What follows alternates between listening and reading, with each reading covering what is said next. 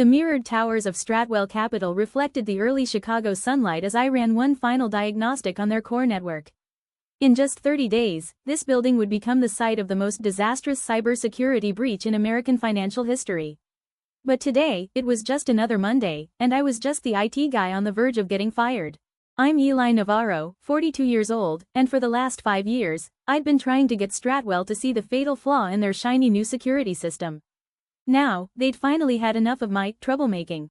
Mr. Navaro, a voice piped up from the entrance of my cubicle. It was Rachel from HR, clipboard in hand. Mr. Langston wants to see you upstairs. I nodded, hiding my frustration. 5 years of meticulous reports, flagged logs, and formal warnings, ignored. All because I wasn't wearing a tailored suit or giving speeches at tech conferences. Just tech support. As I rode the elevator to the 47th floor, the rest of the IT team avoided eye contact. Except Mason, my colleague in cybersecurity. He gave me a subtle nod. He knew. We both did. CEO Alan Langston's office was the stuff of tech fantasies, glass walls, sleek steel finishes, a panoramic skyline view, and no warmth whatsoever. He sat behind a massive desk, with Dominic Raines, their new chief security officer, standing beside him. Dominic had been poached from a Silicon Valley firm with a reputation louder than his qualifications. Navaro, Langston said, not even looking up. Let's keep this quick. I stayed silent, keeping my composure. This is about your most recent risk report, Langston sighed. About your constant interference, your baseless concerns. Mr. Raines assures us that the Fortress OS platform is impenetrable. It's airtight. The word nearly made me laugh. They hadn't read my logs. If they had, they'd know better. With all due respect, I began, the flaw I've identified in Fortress OS's core access protocol. There is no flaw, Raines interrupted, adjusting his designer tie. I built that system from scratch. It's the most advanced platform out there.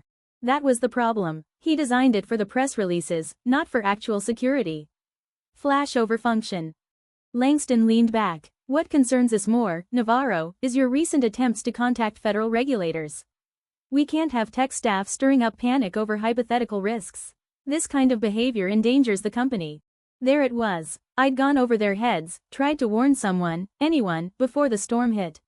We're terminating your employment, effective immediately, Langston said, sliding a thick envelope across the table. I glanced at the severance agreement. Generous, an airtight gag order. And my reports? I asked. Raines flashed a cold smile.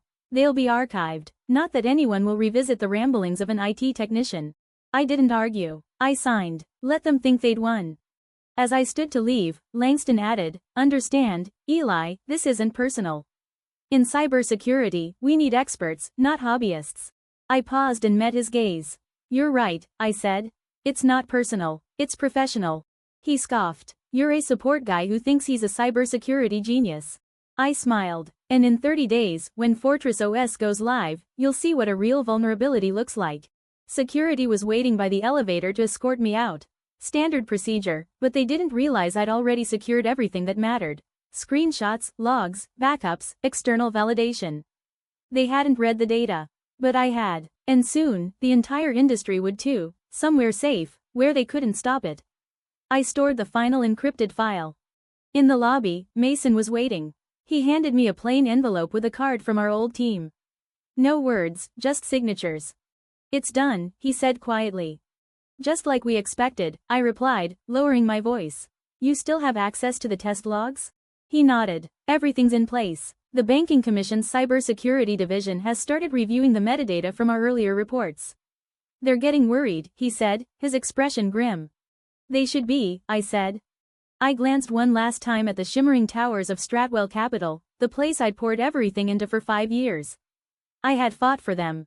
I had tried everything short of pulling fire alarms to get them to listen. How long until they see it? I asked. The first signs should show up in next week's stress test. By day 30. He didn't need to finish. I'd given them everything, penetration tests, risk assessments, direct analysis of Fortress OS's core vulnerability. But they were too busy chasing media buzz and claiming to have a revolutionary product to stop and listen. Too busy calling it unbreakable to realize it was already shattered. Keep me posted, I said, heading to my car. And Mason, be careful, they'll be watching everyone connected to this. He flashed a tight smile. I learned from you, remember? Hide the truth in plain sight. Back home, I opened my laptop and got to work. One report was for the Federal Banking Commission, detailing how Fortress OS exposed sensitive customer data under certain network load conditions. Another was for the FBI's Cybercrime Division, explaining how international criminal networks could exploit the system's flaws to plant undetectable backdoors. The third, marked Urgent National Impact, was addressed to Rachel Wong, senior analyst at the NSA, who had quietly offered me a job 6 months ago. She must have known I'd eventually need an exit plan. As I encrypted the last document, my phone buzzed. Rains. No hard feelings about today. Your dedication to security was admirable, albeit a little overzealous. Perhaps a help desk position would have been a better fit. I stared at the screen for a moment, then typed back, no hard feelings. Good luck with the launch. They thought they were silencing a whistleblower. In reality, they'd just set me free. I wasn't just some rogue employee anymore. I was a cybersecurity expert armed with documented proof of corporate negligence and a growing list of government contacts eager for answers. I opened a new terminal window. iPhone Fortress OS. Anatomy of a security catastrophe. Sometimes, the best revenge isn't in a confrontation. Sometimes, it's letting the code speak for itself. Over the next 30 days, Stratwell Capital paraded Fortress OS across every media outlet, calling it the future of financial data protection. I worked quietly behind the scenes, funneling my findings through secure federal channels. Watching the storm grow, Mason kept me updated through encrypted messages. First stress test failed. Rains called it a calibration hiccup. 2 weeks later, I was presenting my findings to an FBI cybercrime task force when my phone buzzed again. Rachel Wong, NSA. Really? We're seeing abnormal traffic patterns, exactly like your models predicted. How fast can you get to DC? 6 hours. That night, I sat in a secure NSA facility, presenting to a room full of grim-faced intelligence officials. I pulled up the final slide in my analysis and said plainly, Fortress OS doesn't just fail to stop certain types of threats, it invites them. Its architecture creates vulnerabilities in every network it connects to. I let the silence settle in the room. When they go live, every bank that connects to it becomes a liability. If we don't intervene, we're not just looking at a breach, we're looking at a potential financial meltdown. And that's when they finally started to listen. It becomes a gateway for attackers. Rachel finished, scrolling through live data feeds. It's essentially a backdoor into every bank connected to the system. Exactly, I confirmed, watching the graphs update in real time, and based on these traffic patterns, someone's already exploiting it. The briefing went on for hours. By the end, multiple federal agencies were mobilizing. What we were witnessing wasn't just a product flaw. It was an early warning of a coordinated cyber attack on the American financial system, a worst-case scenario unfolding right before our eyes.